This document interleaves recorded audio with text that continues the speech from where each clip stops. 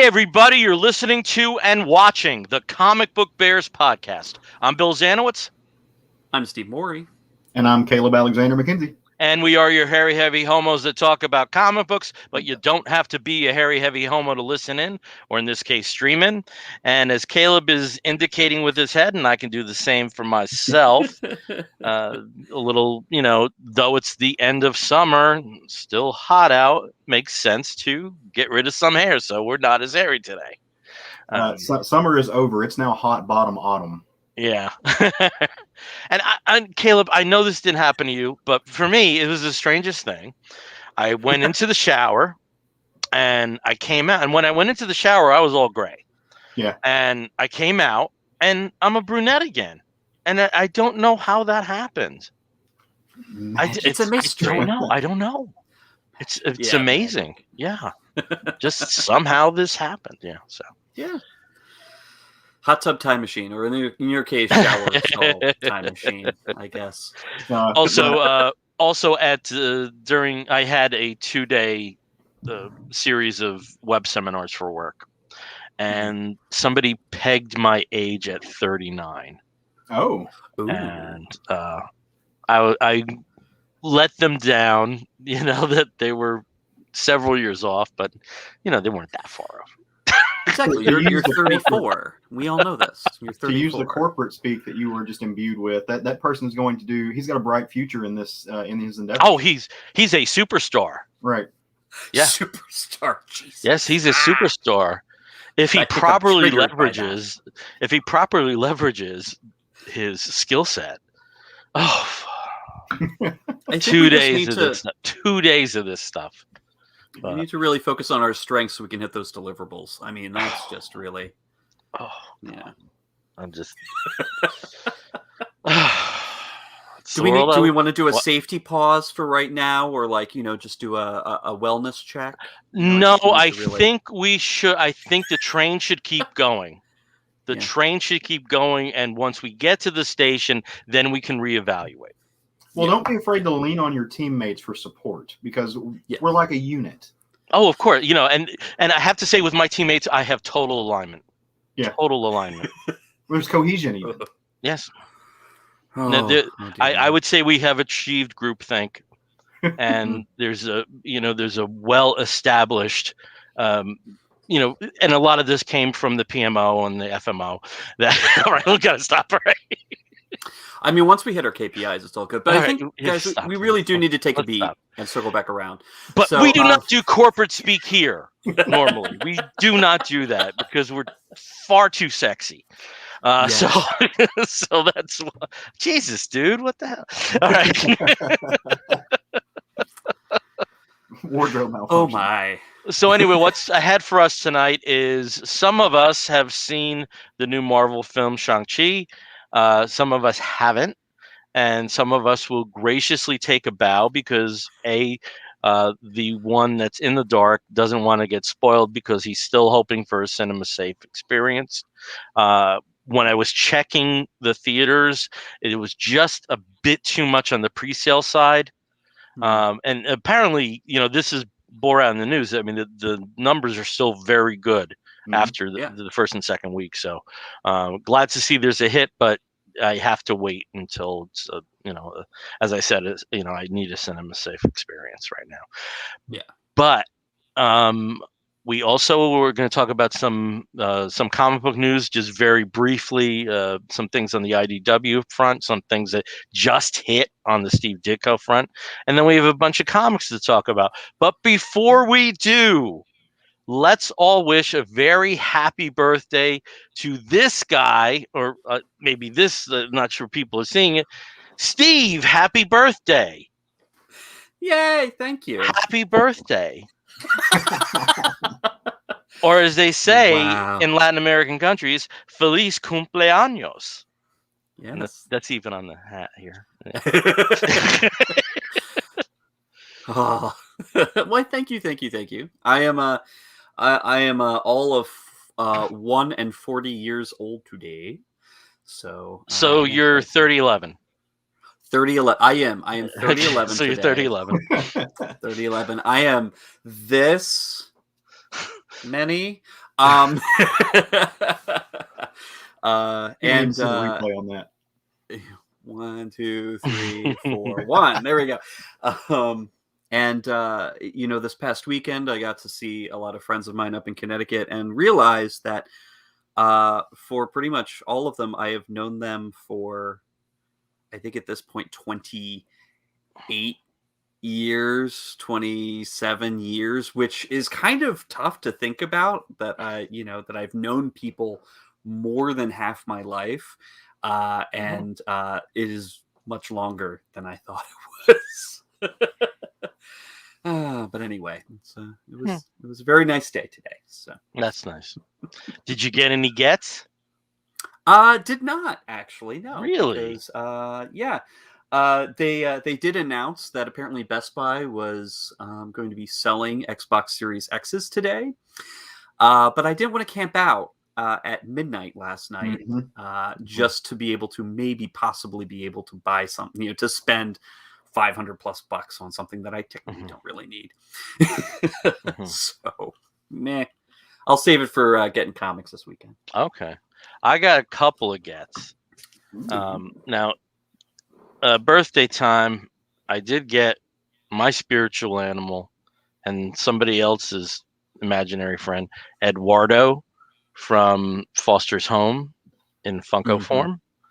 And while I was out running errands, I ended up getting Blue. Oh. And I ended up getting Mac.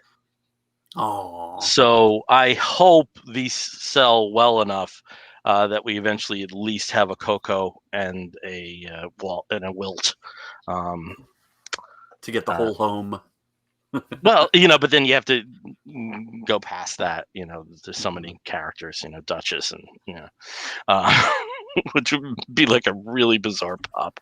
But I think at the very least, with Wilt and with Wilt and Coco, they're on their level. So it'd be nice to have more of the Foster's family in Funko form. So. Caleb, it looks like I see some figures behind you there. You do. So I got some gets this week. I'm not much of an action figure collector, but what I am is a Mark Silvestri fan, and I have been for a long time. And you don't hear me like wax poetic about the '90s very often, but like Mark Silvestri has a special place in my heart from that time. Being young and angsty or whatever. So I found at my local comic shop a couple of these, and I've got the Darkness. From that line, I've got Witchblade. Yep. And then because I'm a Darkness fan, I got the little Darklings. Figures. Cool. And so I actually got a few more. They're like side characters, but like I said, I'm not a huge figures fan. So now I have them. I'm gonna have them propped up there, but they go really great with my well-read and well-worn compendiums of both the Darkness and the Witchblade. So big thick tomes that I have. So I've got a setup over here in my little curio cabinet that's now Darkness and Witchblade themed. So those are my gifts. So like I said, a couple of just nostalgia for nostalgia's sake buys. Yep. That's pretty awesome. Did they now you have to find some Darkhawk. Not Darkhawk, what was it? No, Silverhawk was Valentino. You're thinking Cyberforce. Oh, Valentino. Yeah. And there are Cyberforce. There are Cyberforce. There are Cyberforce ones. There's a beautiful McFarlane Ripclaw that they did for Image's 15th anniversary. If you can find that, I've seen. They're hard to find. But they didn't make a lot of those, so they're really hard to find. And to find them I don't know what the nerd term is, but to find them with the box and the cardboard stuff, mitten box or mitten pack. Yeah. So to find them like that is even harder. But that is something I've decided I'm going to kind of do. Even like I said, I'm not a big action figure guy, but I am going to start looking for them. It's going to be one of the things I try to hunt down at cons and stuff and see if I can find. Yeah. For Cyberforce, there was a series from Mattel, I think, and they're very small. They're like not even 3 inches. And they were double packed, and I think they were done in anticipation of a Cyberforce animated series that went to pilot but didn't go to series, right? Because they are a little juvenile down. I'll look into that because I love that shit. So. Yeah. Was it only Wildcats that got made into the cartoon series? I mean, Spawn. I mean, we all know, but like Spawn and the how's that Max Wildstorm? and the Max that's right, also the had Max. an animated series. But Savage Dragon also had a Saturday morning series. Right. Oh, Yeah. I forgot about that. I don't think Youngblood went past the animation that popped up in a Wizard video that was attached to one of the Wizard magazines. They had like the but there were other non-image series that came out around the same time, like Ultra Force and Bucky O'Hare. I get Bucky O'Hare lasted a bit though, I think. Yeah, the Tick. So there were, the animated version of The Mask. So they did have like non-Big Two cartoons around that time. That I wouldn't. The Tick lasted. The Tick actually did really well. Yeah, I guess. Yeah, I don't. Well, I mean, it did spawn. Well, yeah, it's just a live action series. I know. I don't know how. I think the real barometer for an animated series is if it gets to 65, which for Saturday morning would be like 5 years. Yeah. With the 13 episode seasons, syndication's a different story. It was on Fox, so like I think maybe with Fox they probably had like I don't remember it being that big a hit. And I think there's another series that I can't. It's on Toxic the tip Avenger. of my tongue. No. I don't care enough to worry about it. It'll come to me at some point. So switching from television to film, I understand you two gentlemen have seen the most recent Marvel movie, Shang-Chi. I'm going to take my leave for a couple of minutes. If you want to ping me and tell me when you're wrapping up, I'll be happy to return. But I don't want to spoil it for myself. I've remained like remarkably spoiler-free for this film, and I kind of want to stay that way. So please tell the people about what you thought of the film, and I'll be back soon. Yay. Bye. Bye. All right, we can talk about him more, right?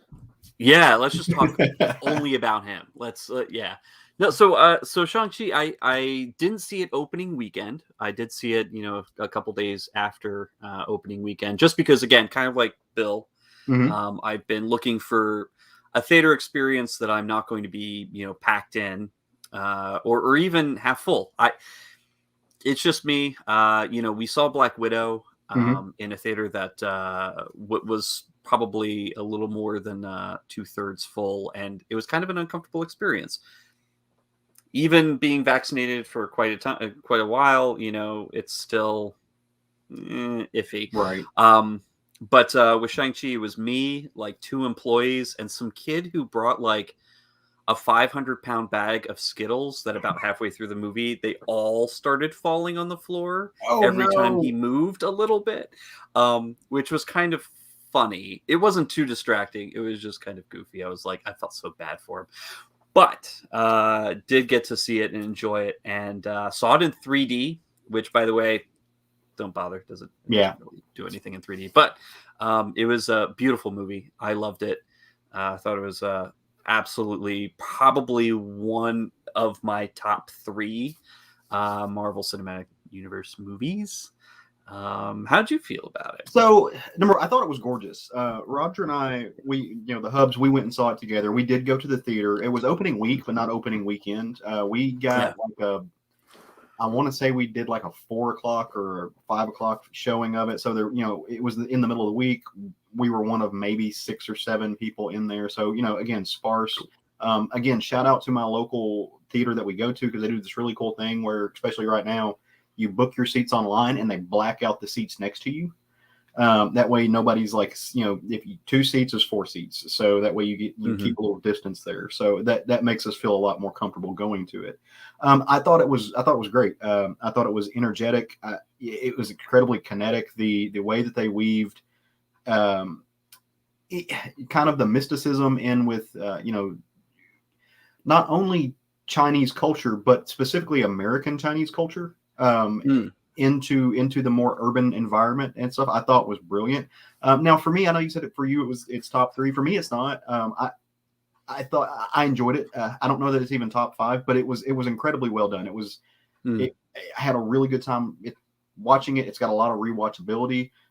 Just like Marvel movies tend to be. I think it was a little bit formulaic, but still, it's a working formula. So when I say it's formulaic, that's not saying it's stale and boring. It's a formula that continues to work over and over again, and it continues to be fun. I thought that for considering what they did, I thought the computer generation, the CGI looked incredible. Especially with like we'll get into it, but especially with the dogs. I want one. So I want one really bad, badly. But no, wonderful characters. I thought Aquafina was fun. So yeah, I had a really great time. Better than the last Marvel movie I saw. So. Oh really? Okay. Yeah. Well, I do have to say I'll explain why it's one of my top 3, and I think.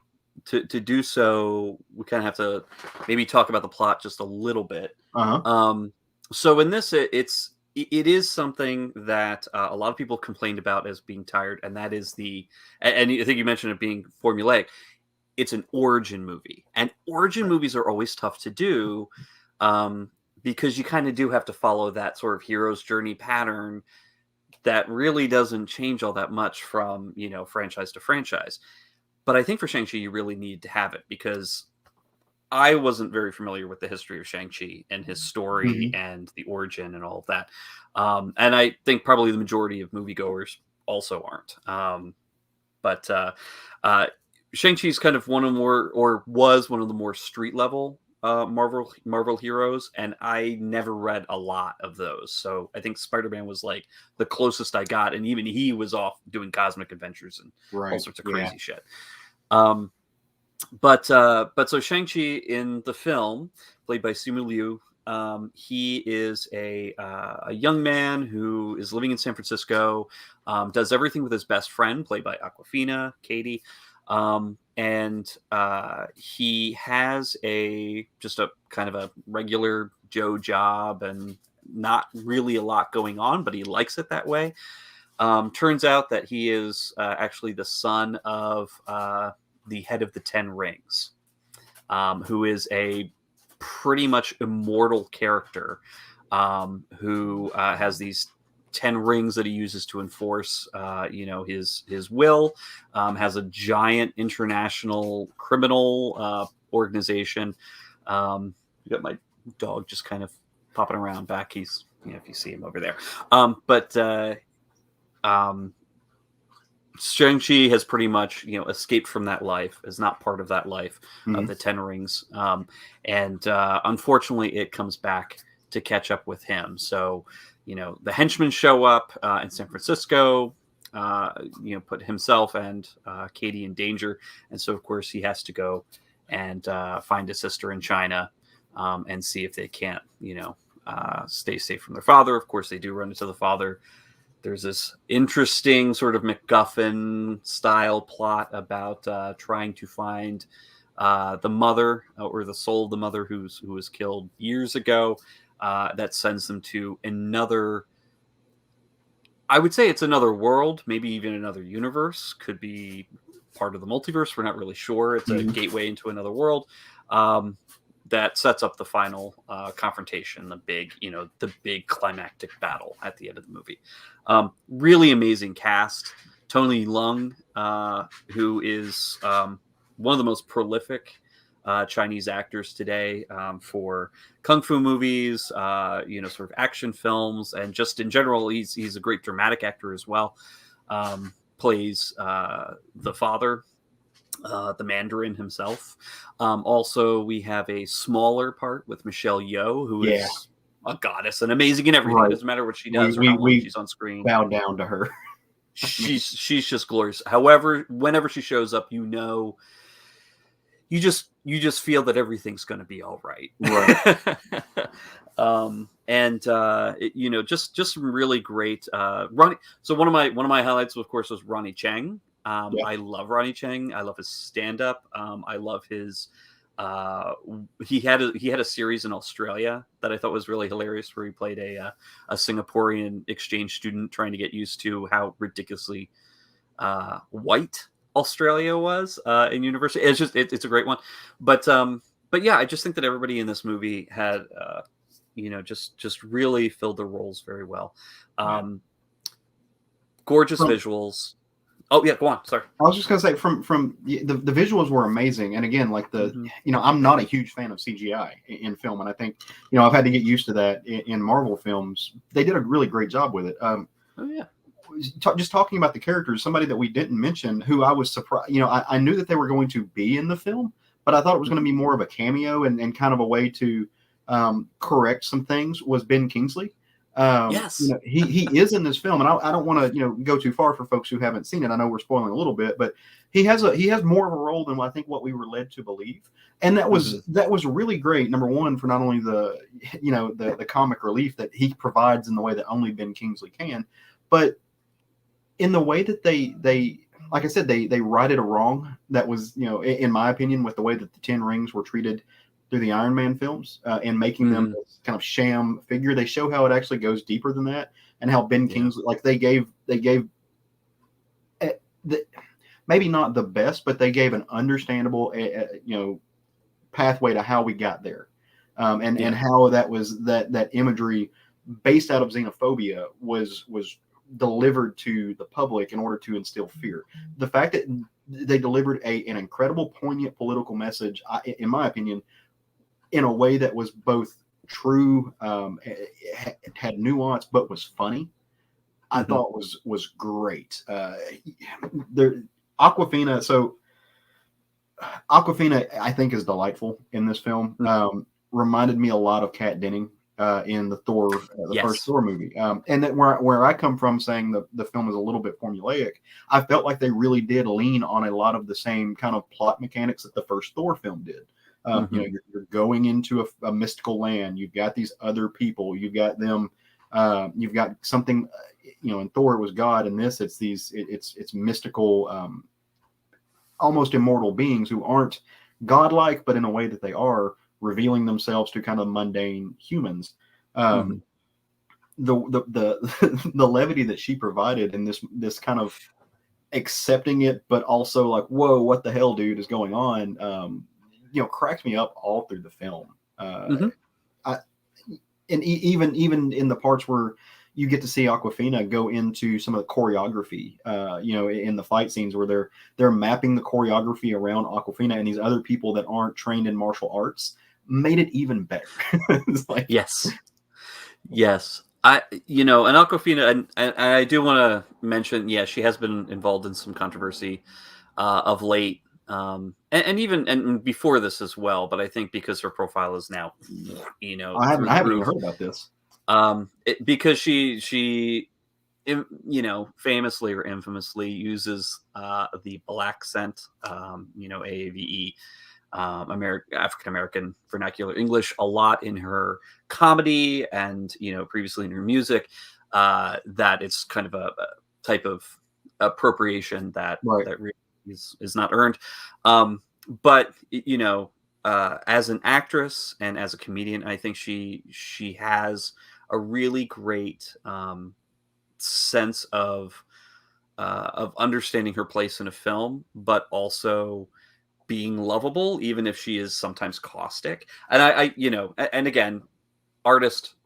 Yeah. Sometimes we want to separate those a little bit. She brings, as far as just her delivery, and though she brings kind of a controlled awkwardness to it. Awkward, Fina. Yeah. Yes. Yeah. And it can be off-putting until you realize like it really is controlled. It is kind of a abrasive weirdness. It's just like that person who just comes up and hugs you. It's just like what's happening? Why are you? But I'll lean into it a little bit. Like that to me is her character a lot in this film, and really great foil for Simu Liu's character. Just side by side as these people kind of figure it out. There were no parts in this film that I felt drug. I agree. And speaking of that dynamic between Simu Liu and Aquafina, between ShangChi and Katie, here's a male-female pairing.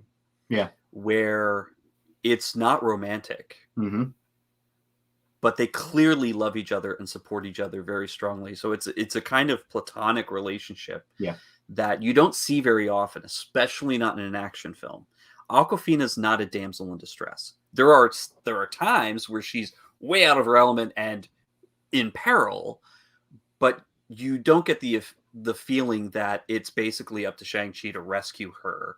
And, in that kind of rescue situation, some kind of like love sparks between them. I really appreciated that they didn't do that, because you don't get to see that very often.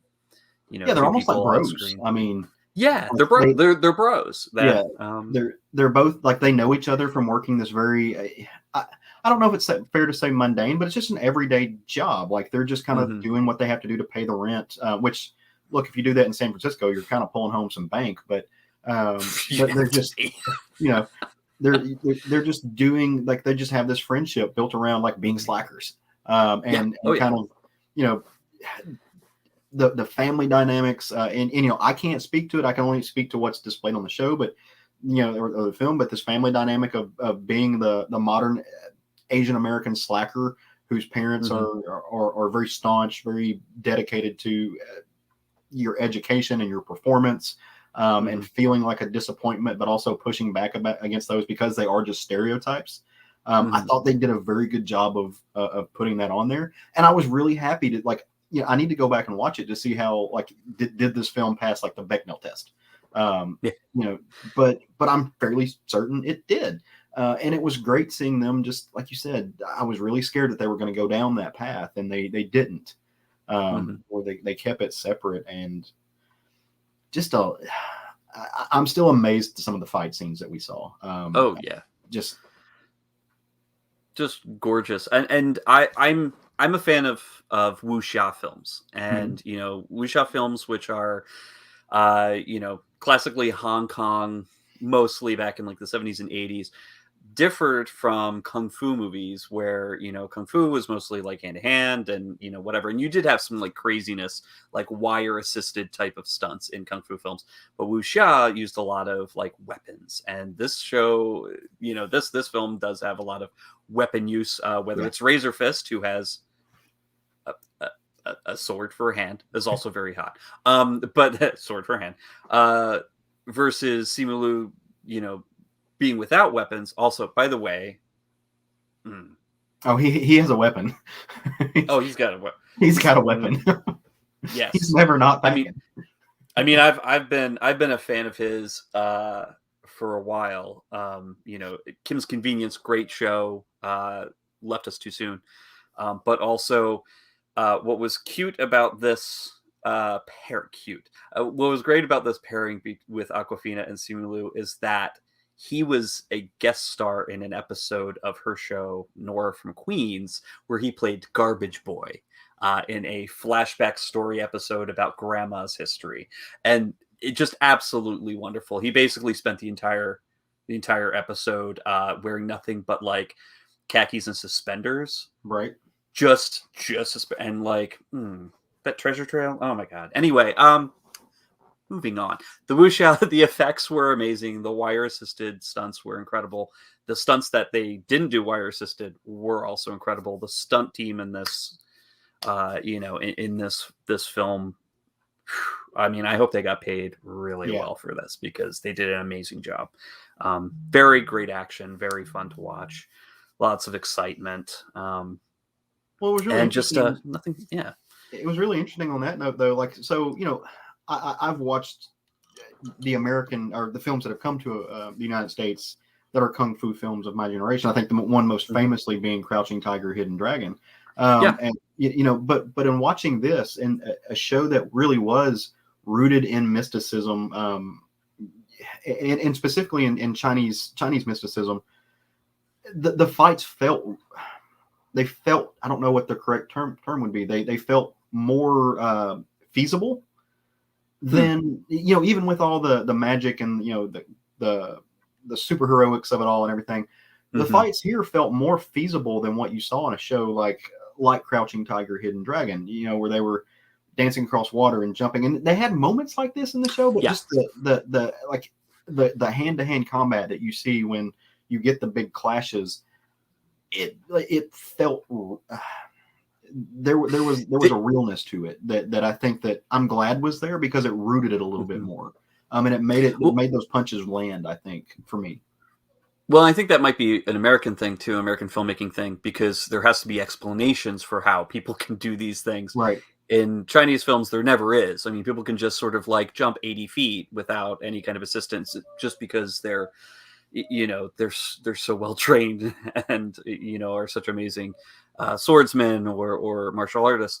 But in American film, there has to be some kind of explanation. So for the mother plus Michelle Yeoh and those people, they're using sort of like the magic that was taught to them, right, with wind power and whatnot, and Tony Leung's character being able to use the 10 rings for having all this power to fling himself through the air and all that stuff. So I think I think there had to be, because it's an American film, there has to be some kind of explanation for how people can do these things, how they have these powers, or that they have powers that make them more than human.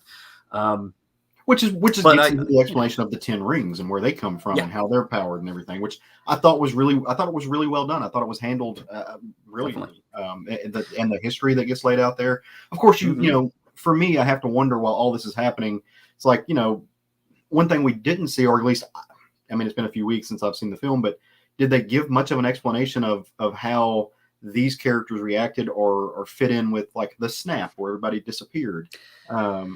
We didn't get a lot of that world and how this really does tie in, other than with Ben Kingsley's character, how these tie into the MCU at large, which we're going to see that. Like, we're going to see these characters come in and play together again. But I was really curious, how they, how are they going to explain the snap in this world where you have like a hidden village and a kingdom that's kind of beyond a barrier, and that might have been in there. Maybe I just missed it. Well, they didn't really address it too much. I think there may have been a throwaway line or something, but it's presumed here that nobody who was in the film disappeared because of the snap. Yeah. So they were all around, even in San Francisco and places like that, where we know that San Francisco was a little bit depressed after the snap, when Ant-Man shows back up and like everybody's just really down. But yeah, I think I guess they've moved on in MCU time frame. It's maybe a year or a couple of years after the snap, and everybody's just kind of like over it, right. And driving their Maseratis around and whatever. But it's very possible that in this other world, it is outside of our universe and therefore was never affected by the snap. And I think that kind of is an interesting hint. I don't know if they'll ever explain it beyond this film, but it's an interesting kind of connection possibly to the upcoming Multiverse of Madness. Yeah. And possibly what may or may not be happening with the plot for the next Spider-Man movie. So, but really cool. Really, really cool. Was there anything that you were surprised to see in this movie? Well, so I think that was more so what I was surprised at what I didn't see in the film. And I think that for me, again, these are things built up of my own expectations. These aren't criticisms of the film. These are just things for me that, like, watching the trailers and stuff, that I was like surprised weren't in there. Again, part of that is tying into the overall universe, but also, and again, this was in a trailer, so I don't feel like I'm spoiling anything. We got a glimpse of a dragon. Me thinking about the universe at large and how everything ties in together, and knowing what characters we haven't seen, and now that we're in phase 4, one thing leads to, we're going to get the Fantastic Four.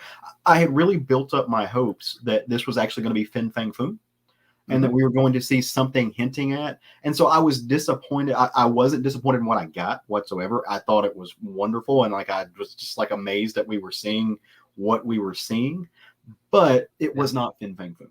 And there was a part of me that had built up this kind of hope, because I want to see that character. I want to see these villains that are rooted in Fantastic Four come to life. Like, I'm a closeted Mole Man fan. I think he's hilarious. I can't wait to see him. And so I really was hoping that this would spin out of that, but it didn't. But that's not a criticism of the movie. That's my own expectation. I was also hoping that when we saw number one, Razor Fist, fun to look at, got no complaints. The Razor Fist I know has 2 swords for hands. He has no fingers. And so I thought, like, when they only had one, I was like, okay, you pulled a punch. Like, I needed 2. But no. Well, he had to be able to drive. So, yeah, well, that's so true. he could get that car Yeah, that they stole. that's true. That but is no, branded Razor Fist with his logo all over it. And I was also, again, surprised that I think there might have been a throwaway line that kind of hinted at Kunlun, which is, you know, Iron Fist and that whole world. And to me, that's where I thought that they were going with this other world, which is one of these hidden kingdoms. One of these this, I think it's the 7 kingdoms of which Kunlun is a part of. And I think that was part of what we saw, and talking about going into other realms and how this is affected. So I was kind of surprised that we didn't see a hint of that, which, again, I think that part of that is them staying away from that particular product line for the moment, and not wanting to blend it in, especially in this case where they are giving, you know, there's a big bunch of controversy around Iron Fist on how we're giving Kung Fu movie the spotlight with a white guy. So let's not overshadow what we're getting in this by referencing that. So I think that was a conscious decision. But no, so I wasn't really surprised at anything. There wasn't anything in there that I was just excited to see. You know, fun plot. You took me from A to Z on a really fun ride. You showed me the monsters I wanted to see. You showed me the world that I expected. The fight scenes were great. It gave me a little bit of that hint of, you know, Game of Thrones-ishness that I kind of wanted to see, with the dragon that we saw and the mysticism involved in it, and, you know, the fighting. I also thought it was really cool when they showed Chinatown and how important Chinatown was to this world. And, you know, I'm going to use a phrase here. I watch a lot of hood movies and have watched a lot of hood movies, which are typically black comedies. And what I thought was really great, if you're watching this, they take themes from those movies, things that feel akin to shows like Don't Be a Menace to South Central and stuff. And they put it there to really show how there are similarities between these minority communities in America that have, you know, they're not identical. They have their own cultures, but they share things specifically from being minorities in America. That actually was really cool, and I liked seeing that. I loved seeing Chinatown and, like, the day-to-day machinations of how this works, how people live their lives, how the criminal element lived their lives, and this whole culture that we get. That I didn't expect to see as much of it as we did. So I think that would be the one thing that did surprise me. I would have loved more. So yeah. It is interesting. I did like, speaking of sort of the immigrant experience that they showed, there was a very quick line that made me laugh, and probably would have been a bigger laugh if there were more people in the theater. But, you know, there's a point where Katie is sitting with the reunited family at the dinner table, and she's kind of trying to explain herself a little bit, and the sister makes a quick mention to her father. It's like, hold on, Dad, I speak ABC. Basically American Born Chinese, which made me laugh a little, like just snort a little bit, because this is that's something that I've seen in films before. And again, I don't, have personal experience with that kind of situation. But having somebody who was born and raised and grew up, in an immigrant community in America or Canada, and then like being thrust back into China, and having to interact, not speaking Mandarin, or not speaking much Mandarin. It was a very interesting kind of fish out of water situation for Aquafina's character. And, that kind of humor. It's like, well, she, don't mind her. She doesn't know what she's doing because, she's American, or whatever. I thought that was very clever of them to kind of talk about that. So it's, but I really did enjoy it. There wasn't really that much that surprised me about this, except for maybe the humor, in that the writing really, really leaned into the fact that both Simu Liu and Aquafina are comedy actors. Like they have done serious roles. I mean, The Farewell is one of my favorite movies of the past couple of years. And you know, but they both have a lot of history with comedy and sitcoms, and there's some great lines and some really great interactions that are just really funny and laugh out loud funny, which is really great. And Marvel's always done, you know, the Marvel writers of these films have always made sure there's enough humor to kind of alleviate a lot of the really heavy seriousness or like the crazy action, to give something else that kind of lightens it up a little bit. Do we want to have just a did you have a couple last words on this? I'm gonna give Bill the okay that he can come back. The only thing that I was gonna say I want to see more of, you know, one of the big things in the trailer was seeing Blonsky and Wong fighting in a cage. Now what we find out, and this is a semi-spoiler, so sorry, but what you find out is they're actually like teamed up and being buddy, and they're going into this fight ring and they're fixing it and they're just splitting the money. I want to see a show about that. Like I want to see this show where Wong and Blonsky are just like, you know, fixing fights, like, and dealing with like the, you know, whatever they deal with, and how they just like walk off together and are almost like a WWE style wrestling show with the Abomination and Wong, and how they go out to the ring and put on this persona, but then bring it back in and are just like, yeah, we got to meet in the locker room, man. Thought you were going to pull that punch. What the hell, dude? Like that cracked me up. I thought that was one of the funniest, and I think I'm the only person who did, but I think that was one of the funniest parts of the film, where you see them just walk off together. Just a buddy comedy. Maybe those Marvel shorts they used to have on the Blu-rays. That would be kind of fun just to have one of those. Well, I loved it. It's really great. I do. It will be coming out, and actually, I'm going to add Bill back to the stream now because we're not going to spoil anymore. Hey, Bill. So I just wanted to mention that you know, the mid-credits sequences. I'm going to spoil the crap out now. And then the Fantastic Four showed up.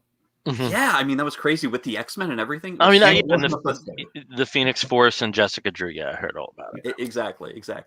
But I did want to mention that you know, it is still in theaters right now, but it will be coming to Disney Plus on Disney Plus Day in November. So they've actually are doing the 45 days after the theater release. Right. They are bringing it to Disney Plus for free streaming, so it's not going to be premium. It's not going to be an extra $30 to watch it.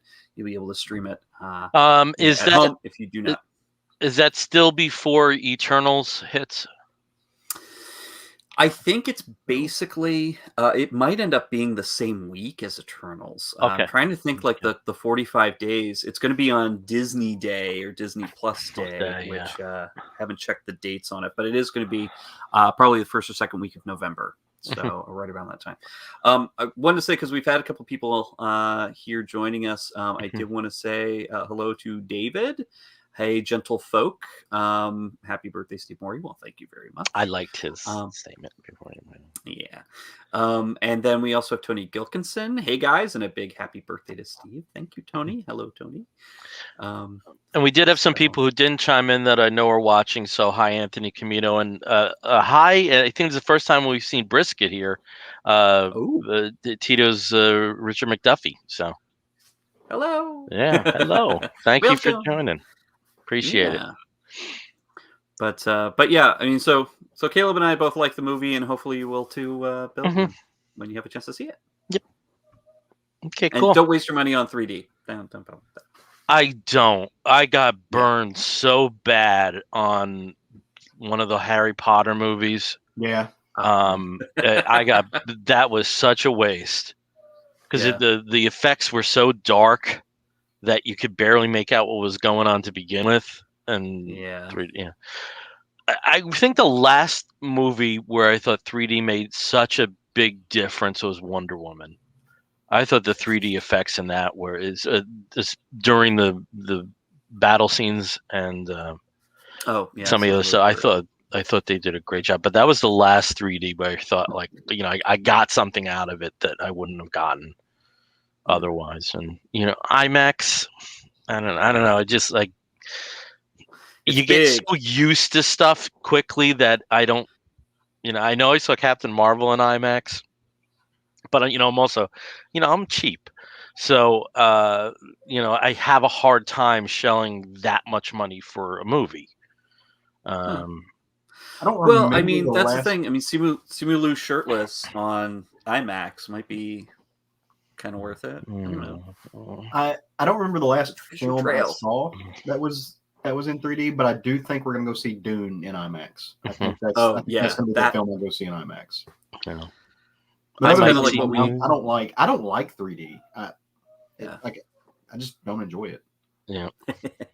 Well, Dune is the 70 millimeter, of today, I guess. We used to have that for a couple films, in the 80s and 90s, where they would make a big deal about like it's a 70 Oh, millimeter version of it. that. And We even had before, well, we had yeah, that even in the before that, 70s. We had where you there's had to a like there's have a the extended website that's screen. dedicated to Mhm. all of the 70 millimeter showings. It's really comprehensive. Yeah. And some Wasn't movies you Cleopatra? wouldn't think would. Want to say Patton was the first where they experimented with it. I believe the first one that was in wide release was Towering Inferno, Oh, okay. which probably Yeah. would have been like 74. But I may be totally wrong, but that's just what I remember that happening. I did some research while you guys were talking. Caleb, the series from Mattel for Cyberforce is Mega Heroes Cyberforce. And that has 16 figures that are spread out over 6 2 or 3 packs. Wow. And looking at eBay, they're still really cheap. Oh, nice. So, Okay. and the mid 90s indie comic based series that I could not think of was Cadillacs and Dinosaurs. Yes. Which was remember that. based Okay, on yeah. Xenozoic tales. So Yeah, that was one of those weird, like, where did this cartoon come from? Well, here you go. yeah, there you go. It's from Malibu. Yeah. We did have Anthony Comito chimed in. Hi, all. Happy birthday, Steve, as well. Well, thank you, Thank you. Anthony. But yeah, thanking you on your behalf. well, hey, we did have a couple news items, and also we did have this past weekend was a particular day. Yes, which 18th is of September. which was I didn't really see much press about it, and I think a lot of that's the byproduct of the pandemic. It's a little weird, I think, asking people to come out. On this type of day. Well, but you it can was see what it is. Batman Day. It was Batman Day, September 18th. But they did release a couple special issues of some comics. One of them is definitely a reprint, and that is of Bill's favorite comic from the past 6 months. 0 Point Batman Fortnite 0 Point #1, reprinted here in a special Batman Day cover. My love for that knows no bounds. Yeah, what was the very popular 1950s Richie Valens song that describes your feelings? Richie Valens? Oh, no. It was, yeah. Yes. Like in my head, it's the whole process that just happened. Yeah, in my head, it's Los Lobos. I'm sorry. And that was La Bamba. Yes. Oh, look at me with the short hair doing it. La Bamba. That's the meme. I'm freezing there. Gotta find it. Yeah, it got a little better as it went on. But still stinker. Well, one of the other things that they also came out with, and this I don't believe is a reprint. I think this was an original issue. Was Batman Night Watch #1, and this is actually a tie-in. This is an all ages book, and it was a tie-in to apparently an app, BatTech Night Watch, which is an AR augmented reality sort of like game overlay that you can use on your phone. The story itself is pretty much for kids. There was a lot of really telephoning everything kind of in this. And Yeah. I don't want to say that the writing was poor or the art was poor. It's just it was definitely for all We're not the ages. target audience. Yeah. We're not the target Yeah, audience yeah. for this. Had a lot of really great ads though for a lot of Batman tie-in books for all ages, including Batman Tales: Once Upon a Crime, graphic novel for kids, and also this one I think Bill would be very happy about, the Batman Scooby-Doo Mysteries. So there's some good stuff in here for ads because of course this is promoting a lot of other stuff that DC's putting out. But it was kind of fun. Wasn't there a third with the Batman the World? Yeah. Okay, there we go. Yep, Batman the World. So this right here is the big, I would say probably the focal issue. Batman the World is a really great concept. It is a 160-page graphic novel that has contributions from artists and writers from about more than a dozen countries, all writing their takes on a Batman story. So you have contributors from South Korea, you have contributors from Brazil, France, Germany, America, of course. The U.S. contributors are Brian Azzarello and Lee Bermejo, kind of doing the the opening or the bookend stories on this. And Lee Bermejo's art again is just shockingly gorgeous. If you never read Batman Damned, go back and see that. You can see some his interpretation of Batwang. But it's just a very detailed, very strong sense of realism with some fantasy thrown in that just beautiful. Yeah. And Brian Azzarello, of course. Yeah. Can never say no with that. I did take a Batman Day quiz on Saturday. Did you? Yes, I did. You want to hear my results? Okay, yes. I'll do this really quick. Age you first remember seeing Batman. And mine was either 4 or 5, and that was the Adam West reruns on WPIX in New York. The first way you met comic books, and my first comic books were a stationery store on Main Street in Passaic, and the name escapes me. I just can't figure it out. My first Batman comic read was Detective Comics number 438.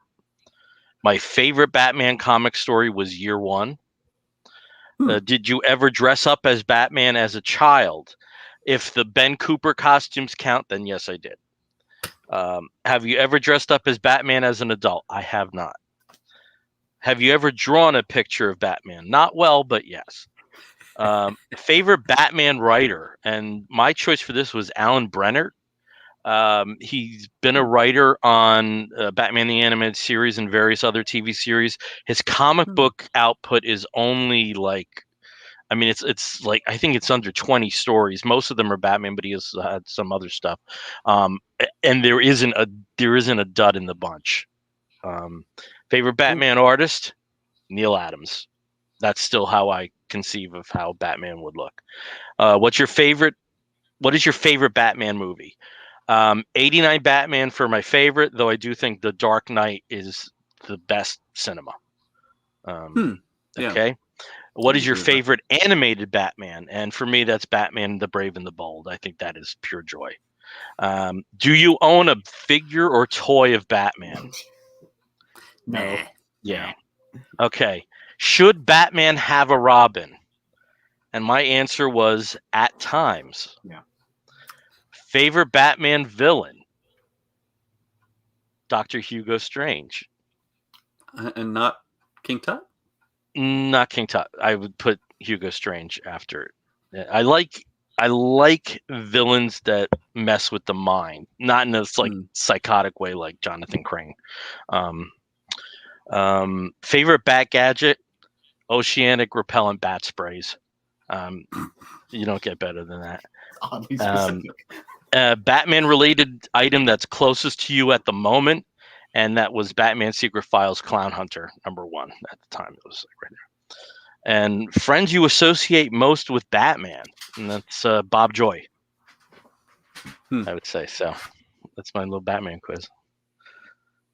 Wasn't prepared to do that on the show, but That was fun. interesting, yeah. Now I'm sitting here And thinking, you can take it too. I'll send you, and we'll get your Yeah. results. Yeah, some you have to think about a little bit. You know, Paul Dini and Norm Brayfogle. I can answer those off the top of my head. Mhm. No, it was really hard not to put Denny O'Neil. Yeah, It was I'm really sure. hard not to put. But when I think of my favorite stories, Alan's name comes up more often than not. And I also do think Year One is, just perfection. And I also think and we talked about this on the show, it's probably the best entry point for somebody for comics. True. Yep. It's just a great device. So I can see that. Batman Yeah. Day. All right. What else was in the news, Steve? Well, there was something very interesting this past week. A couple of items around IDW. First, that IDW was also leaving Diamond as the exclusive distributor. It is now going to go with Random House, like Marvel.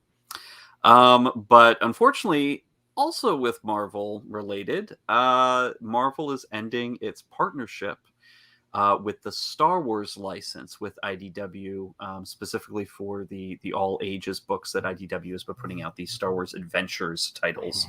And instead, Marvel's going to focus on putting those out as graphic novels for all ages. So they're still going to stick with sort of the. We don't know what the exact plans are with Star Wars at this point. I thought that was still up in the air. No, that was still part of it. So that was going to be part of the art. For Star Wars Adventures, specifically Adventures. Okay. So they are going to focus, rather than doing single issues for the Star Wars Adventures, they are going to be putting out. Marvel will be putting out the graphic novels. Because we do know that Marvel has an all ages agreement with Scholastic. Yeah. Which ended their IDW action line, and that's a distribution reach that IDW doesn't have, and certainly even Marvel doesn't have. Exactly, and I think Marvel's going to get that again with Star Wars. I think that's going to be the direction that they'll do with the Star Wars Adventures, and this is specifically the Adventures titles, which are all ages. So they're going to just end them with IDW. IDW is going to finish out what they have, and then whatever the next plans are for series subjects, it's going to be through this other partnership as graphic novels instead of single issues. So first of all, like now that we're like talking about the Scholastic thing, imagine Raina Telgemeier doing Star Wars #1. Just let that ferment in your brain for a little bit. Holy shit! I'm not saying that's going to happen, but I mean, if we can wish upon a star and stuff. But I always thought it was weird. For me, it's Jeff Smith doing something with Jawas. Oh, right. that would blow my mind. Yeah. But I always thought it was weird that Marvel got IDW to do their all ages stuff. Like I never understood why, because it wasn't just Star Wars. They had the Marvel action line was also there. So they kind of all of their. Why not bring that in house? I never understood that. I don't know. I don't know what that is. And also when you go across the street to DC, DC's maintained an all ages Scooby-Doo book and an all ages Looney Tunes book, and it makes no sense because the books don't sell anything. Right. Very low numbers. And I could understand if that was a thing where they use that as a breeding ground, as training for up and coming writers, but they seem to have locked on to a few creators that constantly do it. I did find out in the case of DC, it's because of the international sales of both Looney Tunes and Scooby-Doo that they do license out to publishers like Panini that absolutely justify their existence. So that's okay. I wonder if that also ties in with Marvel because all ages material for this particular genre are much more popular in other regions than they are in the States and Canada. Well, and that makes sense too, because another line that they do is their ducks. The Huey, Dewey, and Louie, and all them. They also get IDW to do those, and they're all Italian artists. Well, that's a reverse. That's a reverse. That's really Panini doing the art and IDW publishing it for the States. Gotcha. Interesting. Yeah. Okay, so it is. So it's okay. And that's just and Caleb. The main reason for that is they just stopped. Like for a long time, Disney just did not have the mechanism Right. For new stories. And since that was already set up, and it's because I mean, the numbers are just justify that these needed to be continued published. And just like the Phantom, the Phantom has had a continuous comic book published in Australia since 1959. That's separate from the Leaf Falk, and just because there's a market for that there. Right. Yeah. They're like the only recently could you get those in Comixology, and they still don't have many of those stories published in the States. The international aspect to comics is with licensed characters. It's fascinating, some of the stuff that's out there. There's Star Wars comics from the UK that do not follow the continuity at all, and there's some crazy shit going on. Read I'm sure you guys have read about the comics that came out of Mexico for Spider-Man that where Gwen Stacy was still alive because they just didn't like that they killed her off. Well, there aren't that many. There's probably Marvel's biggest representation of that was the Hulk. That there have been a number of UK specific Hulk stories, and they did combine those into a collection recently. Well, I think there's probably a lot less of that now, I would say, like especially for somebody like still Marvel happens though. It still happens though that there's but Panini had original X-Men stories in their books that have never appeared in the States, and those were created as recently as 2009. But I would be hard pressed to think that Marvel or DC would want to continue in that way when they're really trying to sort of unify an image of their characters and stuff. I mean, they may do reprints and things like that are that are unique, but with the amount of control that they're doing in their publishing and the consolidation that's happened over the past just 10 years alone, I mean, I would think that they would kind of want to make sure that everybody's kind of putting out the same product in a way. And I think a lot of that also comes from the fact that they are reaching out and using a lot more international talent for the main titles, which was, I don't want to say it was rare. I mean, they had a lot of international talent over the past 20, 30 years. But it seems to be like a really big thing now that they're really making that effort to bring people who may have been involved in the comics, published locally in Europe or in Asia, but are now really pushing them for American audiences as well. So, sorry, I've got a dog sort of trying to get comfortable down here. Yeah, he's just kind of spending Dad's birthday with him. That's the way it's supposed to be. Yeah. Just one other item which hit just before we got on. It was that it was revealed in reporting today that Patrick S. Ditko, a relative of Steve Ditko and the administrator of his estate, registered 2 notices of copyright termination against Marvel Entertainment for the first appearances of Spider-Man and Doctor Strange. And when people do this, because works that came into being before the 1976 Copyright Act, and Caleb, this might be a preview of our comic book lawyer podcast that'll eventually happen, whether I want it to or not. The law is all over the place. The case law is all over the place, and it's more or less a negotiating mechanism, and because it's not as if the Ditko estate could ever gain full rights because of Stanley's assignment of his rights to the characters. But it's it's news, and there are circumstances that did have effects on storytelling plans. Most notably the disappearance of Superboy for a time from DC Comics because of the litigation. So it'll be interesting to see what happens, especially with major films coming out involving these characters. It's probably the best time to strike since they legally can't do it right now. I agree. It's probably just it's perfectly timed.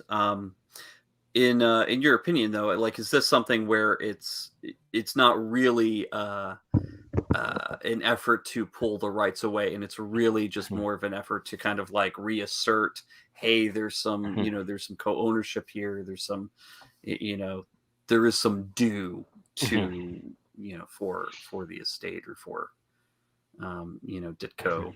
Well, I haven't looked that much into it, but I will say that there is a push and kind of a movement to do, if nothing else, even if it looks like the case is not going to solidify and actually bring that 50% home to Ditko, to the Ditko estate. After the Bill Finger DC Comics, I don't even know what you call it. After DC Comics basically made the conscious decision to put Bill Finger on the byline and to give the family credit. I think some of these older creators realized that part of that was public backlash. It was because they looked bad. That was before DC. I mean, this was after 89, but that was before really we had like the superhero movie extravaganza blow up. Like it was prevalent in the zeitgeist then. It is much more so now. And so for this to get out, they have that I think is where the leverage is from a legal aspect is the possibly bad publication and just having that out there in the news. So that does give them to use that the word that Bill Zanowitz has heard over and over again this week, the leverage over these companies to do that. And I think it's a strong piece of leverage. And now, so will it work? I don't know. But there is a strong argument to make for it. And for a company that at the end of the day wouldn't blink at the money. Disney doesn't need the money. They need the support. Yeah, but you say that, and then you think of circumstances like writers being scotched out of royalties for Star Wars projects. True, yeah. That there's a schizophrenia, I think, depending upon what the medium is. Right. With how certain companies and it's probably a good time to say, hey, former IATSE chapter member, right, solidarity. Yeah. Not just I'm a union husband. So not just the creators, but the people involved in the involved in executing what's based on those creations. There needs to be much more sensible distribution of monies. So. But that's for another time. We had a very interesting conversation earlier this week about public domain. I think I shocked you guys by saying that when Superman enters the public domain, that might be a good time for me to say my farewells. I still don't believe it. I had to get clarification on the matter. It will be a change, though, but at the same token, arguably, Mickey Mouse is, elements of Mickey Mouse are in the public domain now, and you haven't seen shit. So, it'll probably be a situation where the and I also people don't realize Superman isn't entering the public domain. The content of Action Comics 1 through 7. Yeah. And to me, one of the bigger prizes is Lois Lane, because you basically have Lois Lane. Superman's developed from there. You can't even say Krypton. You can say he came from another planet. Right. You can't even say the Daily Planet. You can't say the Daily Star, since that came in number 5. You have to wait for certain other things for the checkered flag to be waved. But it was just weird. But when that happens, I'm going to be 65 years old, and what is the climate going to be like? Like, is that going to be? Are there going to be so many Superman analogs that there is real dilution? I don't anticipate that because of how strong trademark laws, but I don't know. It's a date. One of the things with New 52, we're at this point right now where we're literally celebrating, or acknowledging, that New 52 was 10 years ago. Right now, this month, and one thing New 52 did is it also gave people the perfect time to get out. Yeah. To say these aren't my characters at this point. That's not a slam, but I'm. I've had my universe, and this is something else. Well, every jumping on point's a jumping off point, and that's something that's always been said. Now, yeah, I do. I really want to live to see Superman 100. At 100 years old, I really want to live that long. I think a precursor to this to see how it might turn out is how Marvel has the right to Conan, looking at how they handled that situation. Because you have a Blade, you have these other companies, because parts of Conan is yet again in the public domain, but you have parts of these other publishers that want to use and are using the character, but there's certain aspects that they can't do. And I think that's a good indication of how they're going to. Right, and you also have I don't want to say the competing, but the added issue of what's public domain in Europe and what's public domain here. Right. Yeah. Which is a whole other layer. And there's the fact that these are both these characters are backed by behemoth monolithic companies with plenty of money to tie your ass up in litigation forever. So, is it who wants to risk that? So just create your own character. So, all right. I'm looking at the clock, and it's ridiculously late, and we haven't talked about any comic books. I know we have a bunch to talk about, so let's do this, but let's do this quick. How about that? Okay. Right, that sounds good. I just want to say shout out to John Westhoff, who's given us the devil horns here. And hey, John, congratulations on the new Kickstarter. Go support it. Yes, go support it. I'm going to see if I can throw some Kickstarter links up here in the chat as well, because Crime and Disorder has 1 week to go. We talk about Chris Files from the other week. He has 1 week to go, 90% funded. If we can get that up to 100%, that'd be awesome. And then, of course, John Westhoff and his team, they've also opened up a Kickstarter that just, I think it just started yesterday, was it? This week. But I'm not this sure. week, but we want to throw that up there too. And then also we've got another John who has joined us, John Runyon, Comic Book Bears Assemble. Hey, John. Also, is it late October yet? We've got a city to save. That's right. If you're interested, you can see a couple of us Comic Book Bears, as well as John from Comic Book Look, at the Baltimore Comic Con coming up the weekend, 22nd, 23rd, and 24th of October in Baltimore. So, cool. But yeah. Hello, everyone. All right, Steve, start us off with the book that you're reading that you're digging. Okay, so wanted to throw this one up here. I've been reading some of the Bad Idea books. Again, these are books that you can't really get everywhere. They're only at particular stores. You can only buy one of them. You can't buy multiple copies of every issue. You can buy multiple different issues of the comics that they're putting out. But you can only buy one copy of each issue. And they can't do back issue resales. So, yeah, a lot of interesting things. They also don't promote them very well, unfortunately. And they're dead. It's a deadline, right?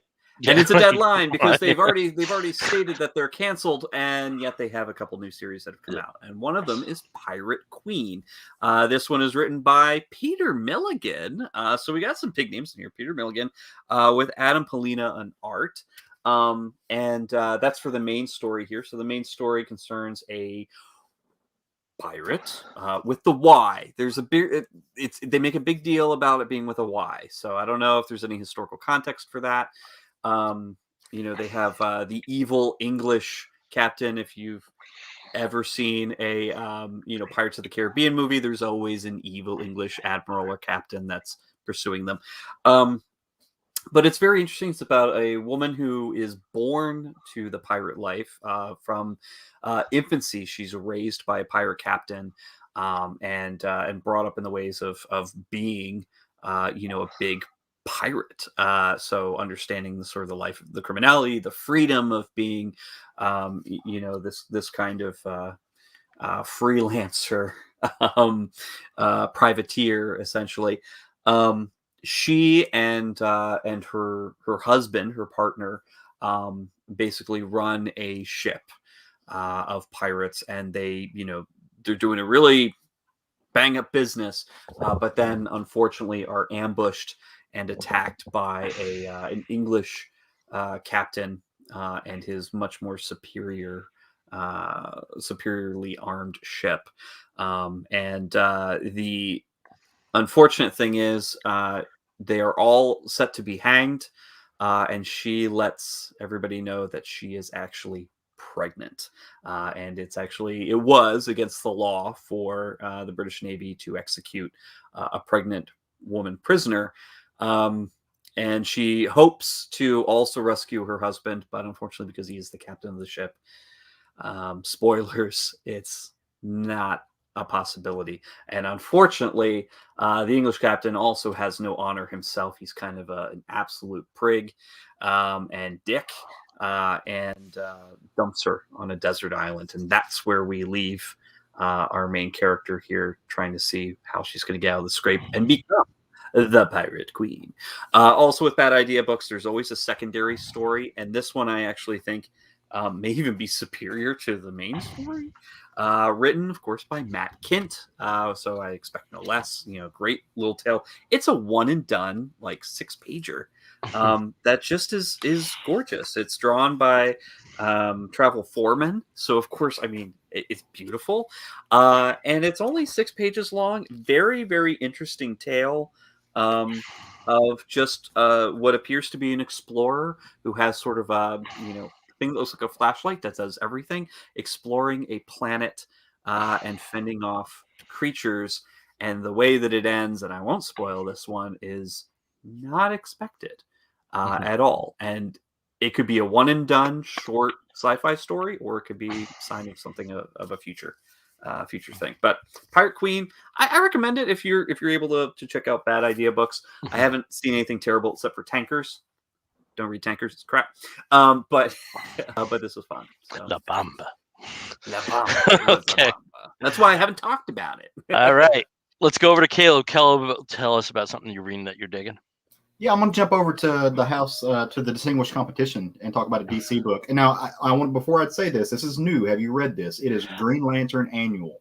It is in my next box. Okay, so I read the other annual you were hinting at, but you can talk. I know what goes on. So okay, well, so if you're reading Green Lanterns right now, then you know that something insane and terrible and mind blowing has happened, and the Great Lantern on Oa has been destroyed. And so when that happened, all throughout the galaxy, rings shut off because the power source was gone and there's no way to recharge it except for a few people, one of them being Joe from like Far Sector. Her ring works just fine. You also have the young character, and I'm spacing on the name, I don't remember, who has the Teen gauntlet. Lantern.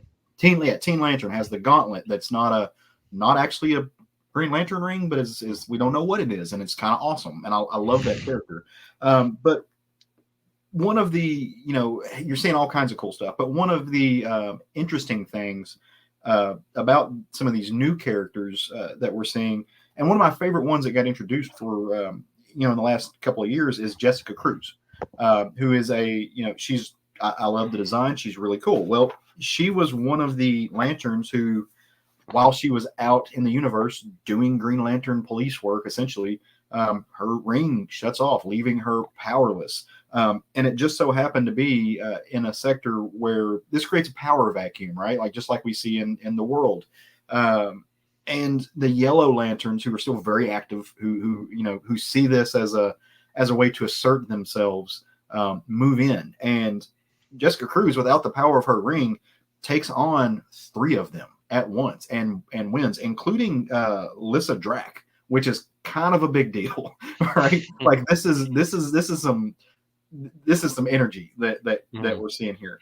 But the way that she does it, and when she subdues them, she takes their Yellow Lantern rings, and she is starting to use this Yellow Lantern power out of necessity. Really, it's for like she has to take the bad guys to imprison them. She needs to get back to Oa. She wants to get back. She needs to check in and do her job. She's willing to use this thing that she's very afraid of, and that, in a weird way, in a strange series of events, puts her in juxtaposition and face to face with Sinestro. And where she thinks Sinestro is going to just do the Sinestro thing and whip her ass, and Sinestro's actually playing with her. Sinestro sees potential in Jessica Cruz to be a Yellow Lantern. That is both terrifying and cool for the character. and he lets her go. He lets her do her thing, and he kind of teaches her to test the limits because she really does. And so she's out into space, and she does some rescue missions, and it puts her in kind of a weird place to use the power of fear to goad people to do the right thing. Now, towards the end of the book, and she's put in another awkward position because who shows up in the midst of her using the Yellow Lantern powers, the ring, but Hal Jordan, whose ring does still work. And they have kind of a come to Jesus meeting, and they have this weird place. And so I'll leave it at there because I don't want to spoil anything. It's interesting. It is interesting to see what somebody I won't say who's pure of heart, but who has good intentions, and is only using this out of necessity. Who does not have these fascistic tyrant type of sensibilities about them, which a lot of the Yellow Lanterns do. Use that power and figure out how they can manipulate it to maybe do good, and run the risk of it overcoming them. So the creative team on this is really great. I'm trying to find the title page because it went away from me. It's Ryan, Katie, Basari, and then Derenick does some of the work on it too with Hi-Fi, doing the letters. It's really fun. The only thing you need to know about it, it's an annual, and so it's not necessarily a one and done, but it does play on what's happening in the larger Green Lantern story right now. So you don't necessarily have to have read it to be caught up, but it would help. Yeah. And if you're not familiar with Jessica Cruz, this is a great loading on point to figure out who this character is, because it really gets into some of her history, some of her character, and just really who she is at heart. So love it. I really, really enjoyed it. Highly recommend it. Everyone should go read this because it's just it's fun comics. Yeah, I'm really interested in reading that. Again, knowing the character since she first appeared, and knowing that a lot of her struggles with mental illness were based around fear. Right. I think that provides a really interesting layer, and I'm really looking forward to this. And I want to correct myself because I found the title page. It's Ryan Katie who's the writer. Sammy Basari does part of the art with Tom Derenick on the other part of the art. Hi-Fi is the colorist, and Rob Lays on the letters. So just to give credit where credit's due. Cool. Okay, I'm going to stick with DC. I'm going to talk about books really quickly because I have a few to talk about. You know that on some of the past shows we talked about Superman Red and Blue and Wonder Woman Gold and White and Batman Black and White. I wanted to again push Superman Red and Blue. This series is so good. We have the final issue, which is issue number 6. We have a story from Tom King about growing up in Smallville and viewing Superman through that lens, which is really interesting. We have Matt Wagner doing a story based around the Golden Age Superman with a really astonishing colors from his son Brendan. If you can see that there, when you do have a limited palette that you can work from because of the conceit of Superman Red and Blue, I think your job is harder, and I think he just does a tremendous job in executing the story, which is more about Clark Kent than it is about Superman and what Clark Kent wants to achieve in this world. But without a doubt, the highlight story is the last story written by Rex Ogle, who was a former DC editor, has written a little bit for DC and Marvel, but has a career as a young adult writer. It has a story with the always excellent Mike Norton on art, and it's called Ally, and it's about a young man who is inspired by Superman revealing his identity to the world to come out to his family. And it's strange and this was the one exception that they had to the Red and Blue, was by having the revised Pride color flag. And it's a really touching story. And the last 3 episodes ago we named the name of the episode was the comic books that made you cry twice, and it made me cry twice, but it was the same story. So, and especially with these excellent little 8-page stories to end it with such an upbeat and inspiring story was just so great. I'm gonna miss this series, and I hope we get another volume. God knows we've had enough Batman Black and White, so I hope they can revisit those characters.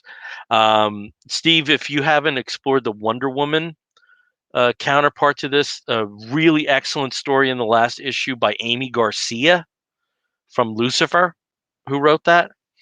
It looks like he's looking. I'm not sure if he's hearing what I'm saying, but I was looking for Black and Gold, and I didn't see it. But as I was mentioning, there's a story written by Amy Garcia from Lucifer, and it's such in the Amy Garcia voice. So I think you're really be interested in that. And then I just wanted to briefly pull this one out. I believe this is a variant cover of Batman Urban Legends #6, and this had some notoriety for being the story where Tim Drake comes out as bisexual, and the main conflict in his story is the kid that wanted to ask him out on the date, Bernard, gets kidnapped. Tim Drake as Robin or Red Robin, I forget where they stand with things. I know he's not Drake anymore. That he goes out to rescue him, and it's a very believable story for I know there were people that just knew instantly that they were gay, and I don't count myself among them.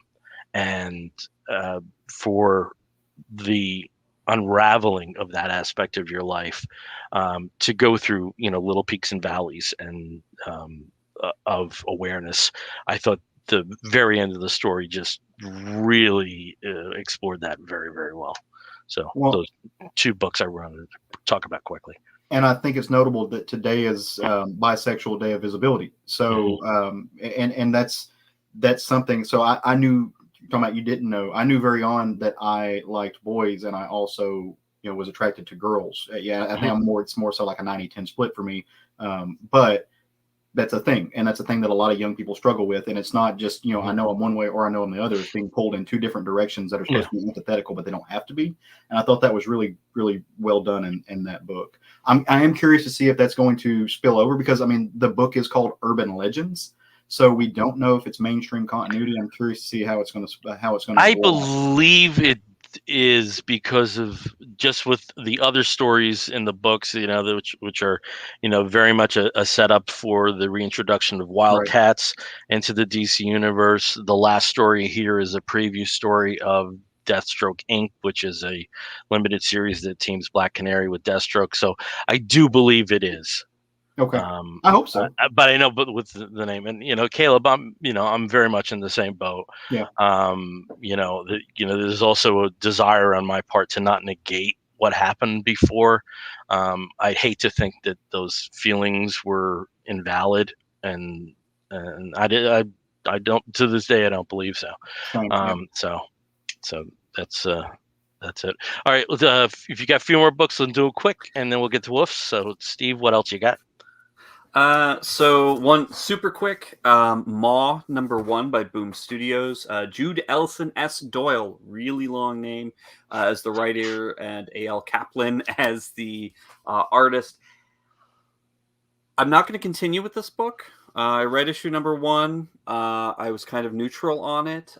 It is a very traumatic story. It looks like it could be going in a very interesting place with a lot of body horror as well.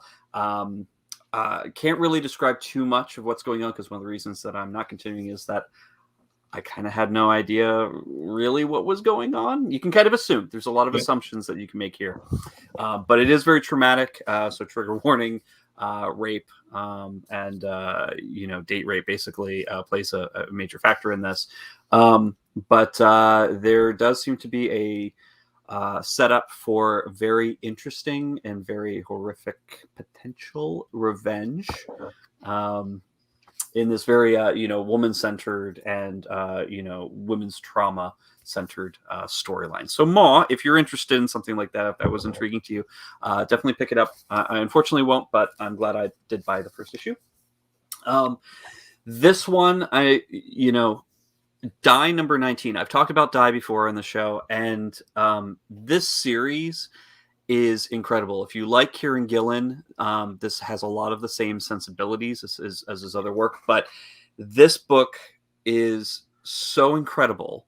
It goes through so many powerful emotions and beats through the characters, which, basic premise of this, there's a D&D style game that a bunch of young people can, took part in, that actually sucked them into a world called Die, as in multi-sided die, money-sided die.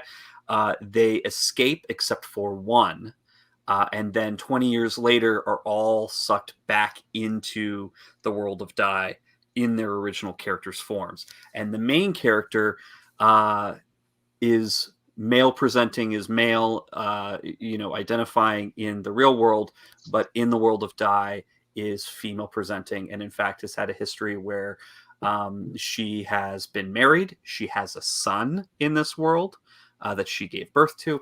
It's a very, they've played around sort of, in some context with this character, but in this issue, she confronts herself in a very powerful way, I think, in trying to understand, accept, and really unify the part of herself that is female, and to understand that she is gender queer in reality, as well as in this fantasy world that, if you've been reading this series, is no longer necessarily a fantasy world.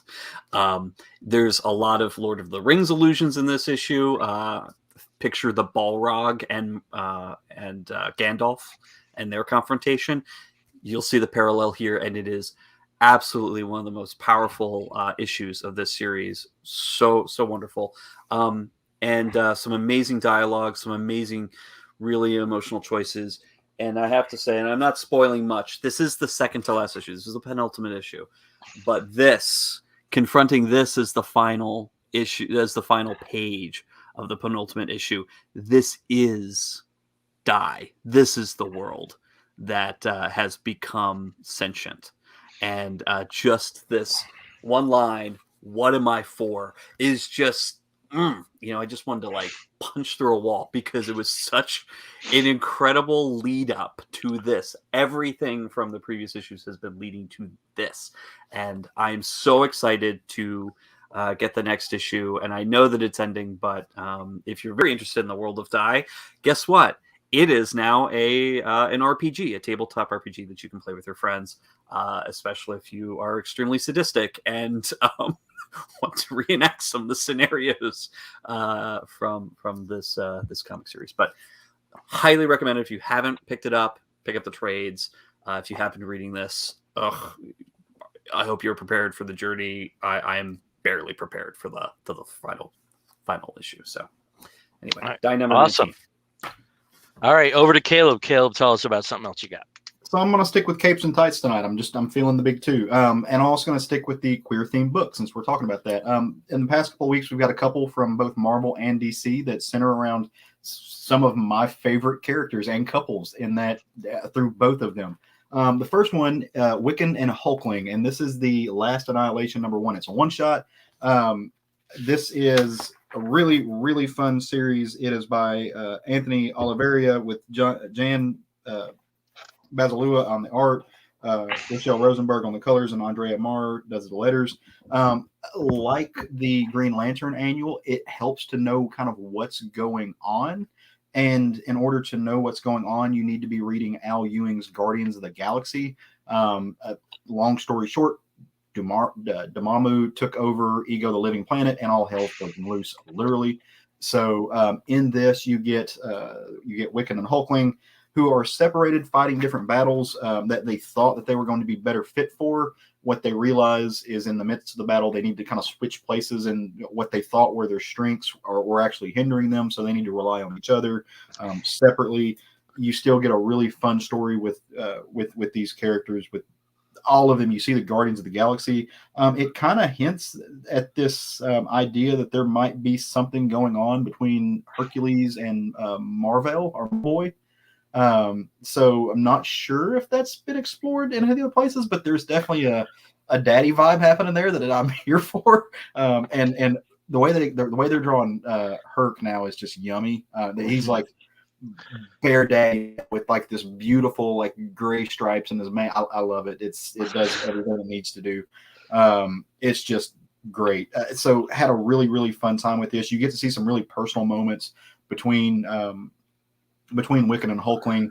The weight of the fact that Hulkling is now emperor, and that Billy is his consort and just the king's magician, but also is his husband, and how that dynamic is playing with them being royalty and everything else. Super cool. The art's beautiful.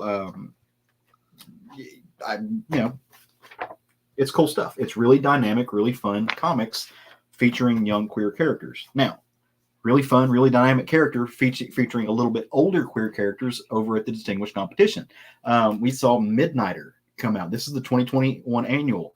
I love this book, even though it my pet peeves when they do an annual for a series that's not coming out. Series, why is it an annual? If you're going to give me an annual, give me a series. Damn it.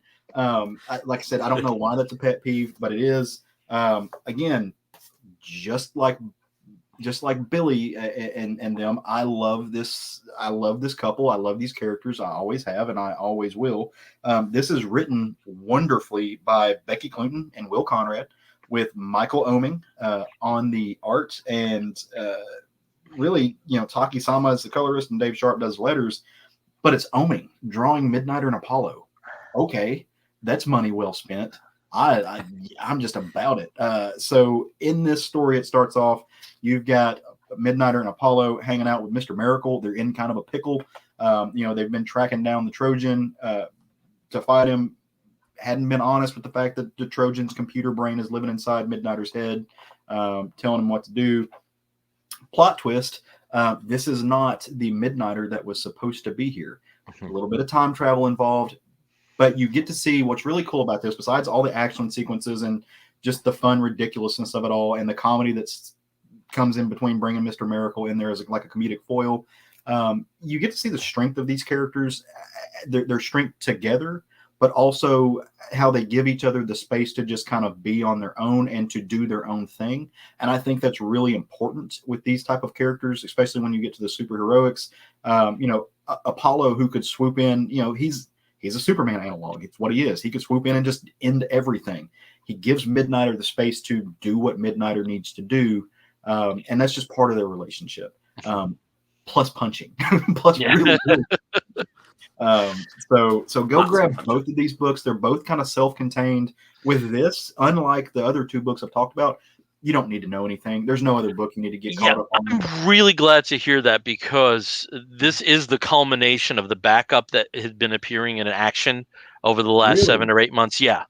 And also the Midnighter dynamic that's present is something that had begun as a future state 5G concept that got retooled.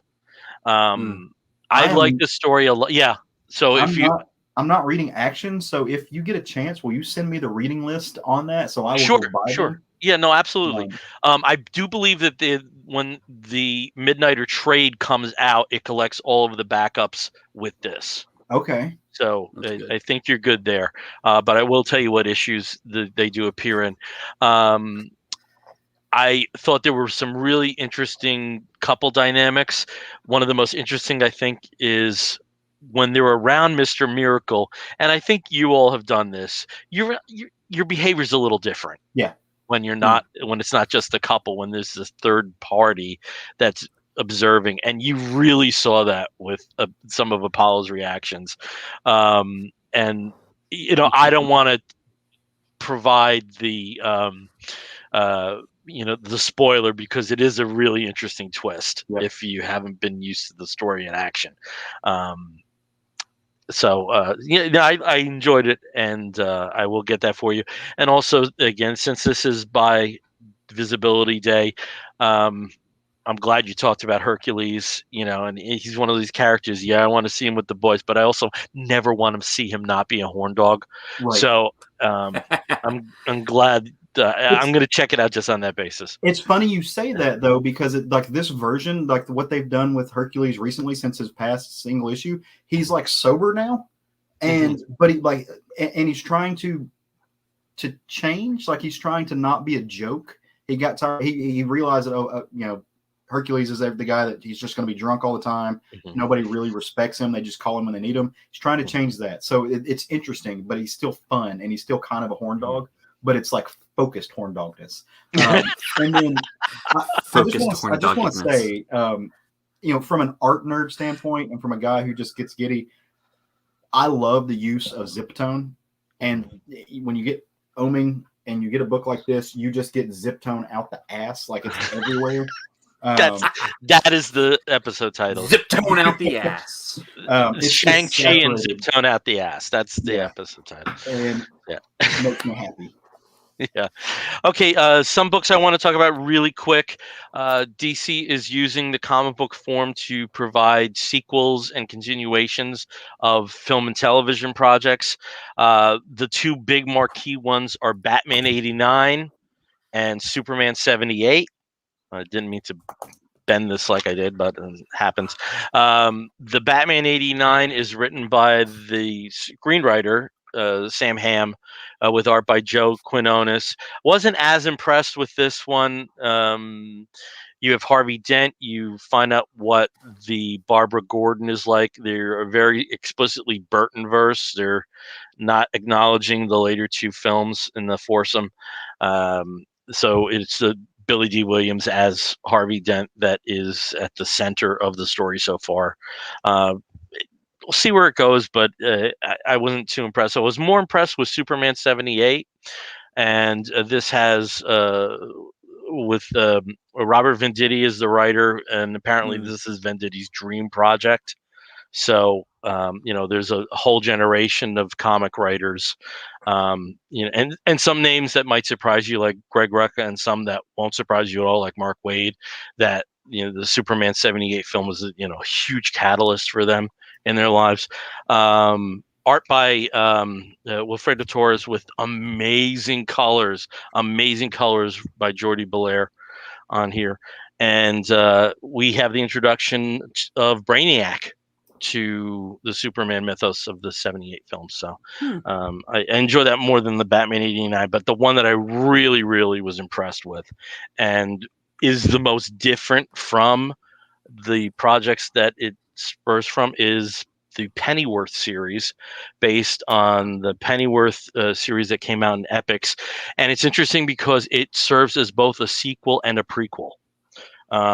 So you do have action involved where we see Alfie. I can't call him anything else, but we do see Alfie with a Russian spy that becomes a love interest, and theirs is a really interesting story. But you also have flash forwards to a much more familiar Arthur Pennyworth than Alfred Pennyworth than we're used to seeing. You do get some characters from the series, most significantly Dave Boy makes an appearance, but it's a different Dave Boy than we're used to.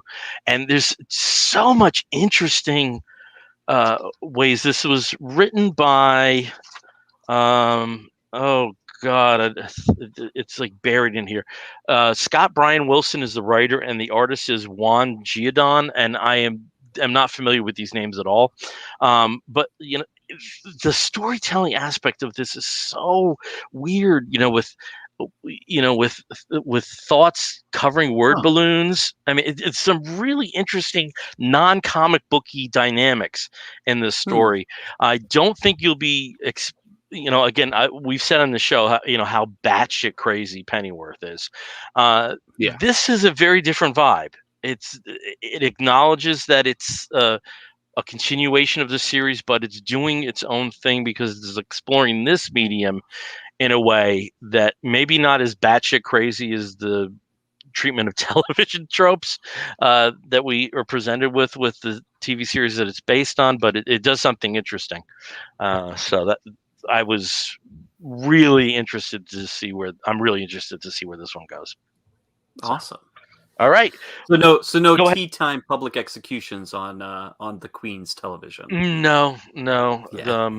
Oh, there's so much weirdness. Oh my God. So much Have you watched the second season yet?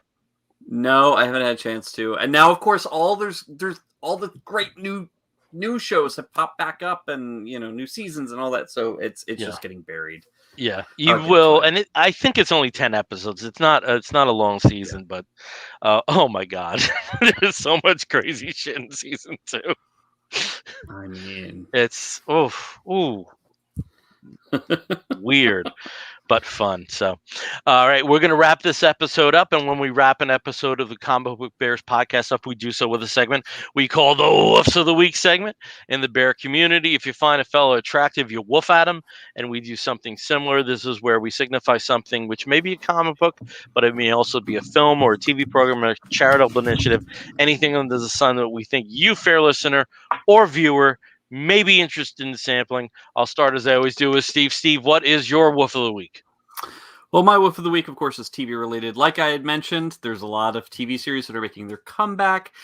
Some sooner than we expected. I think we were just talking about this. DC's Legends of Tomorrow just finished its previous season less than a month ago and is now going to have a new season in about a month. I really wonder if that's like a record for broadcast television season break.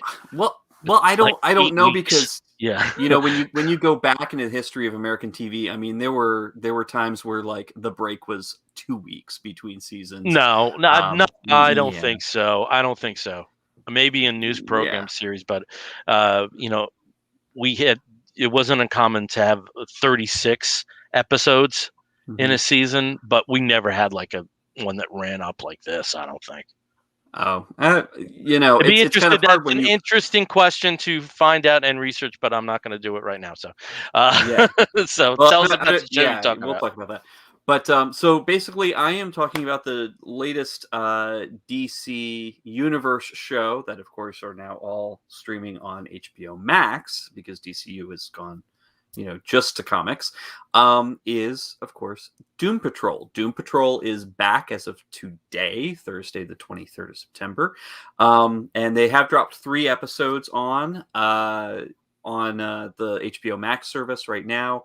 But the first episode is kind of interesting because it basically picks up right where we left off in season 2, which the last episode in season 2 pissed, I think, all of us off. Not because it was bad, but because you can't end on that type of a cliffhanger without, really riling up your fan base. But, it ties that up very neatly, or as neatly as Doom Patrol can be.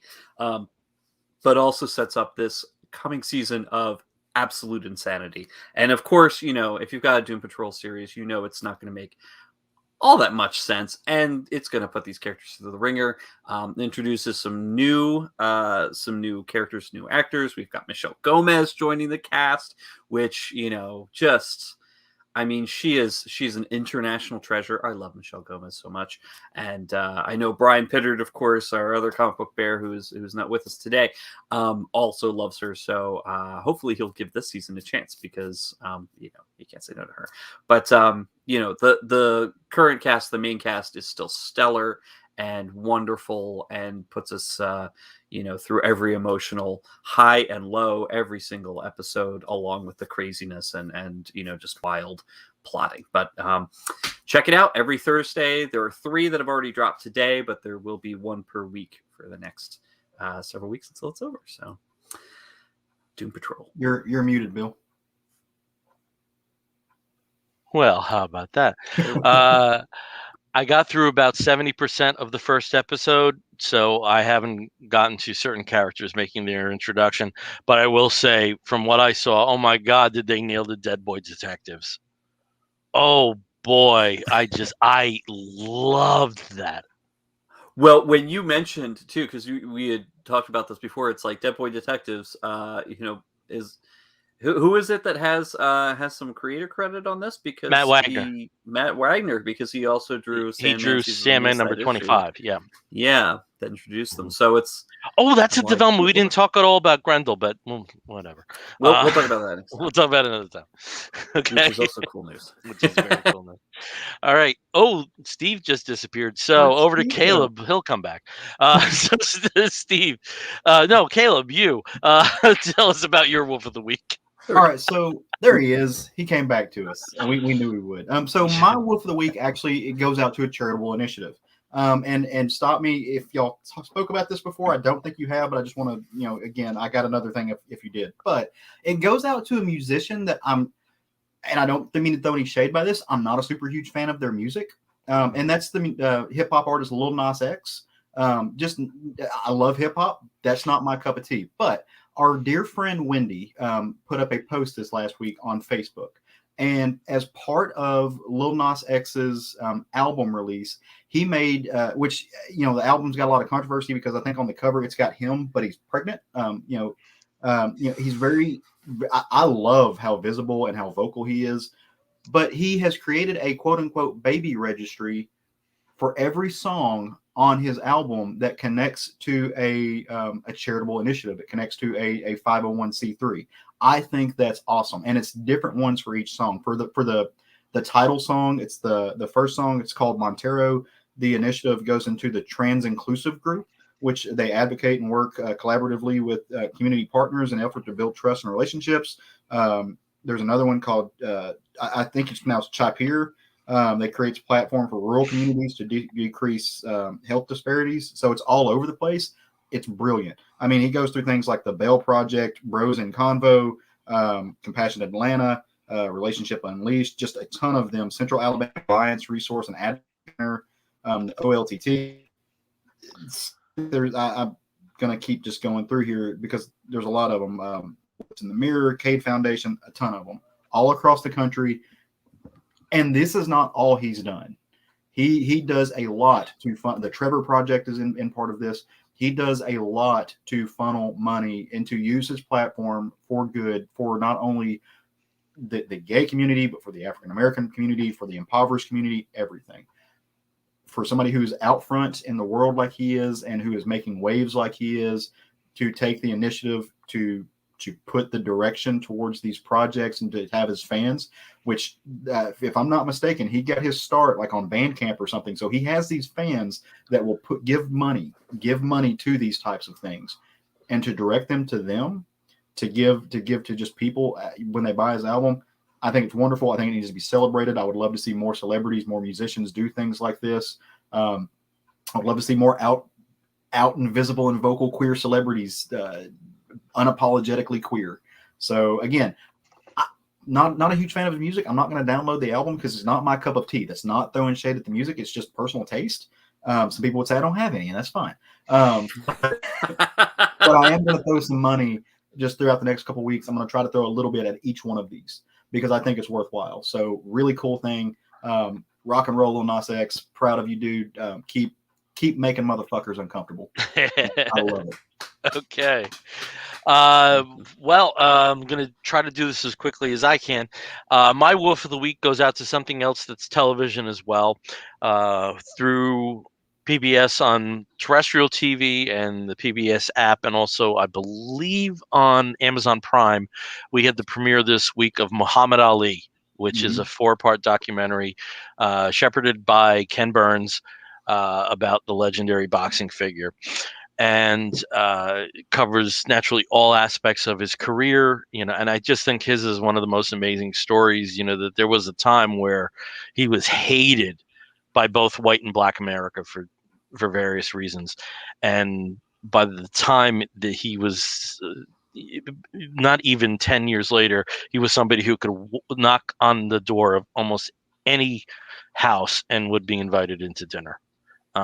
He was that strong a personality and that strong a figure in humanitarian and other aspects.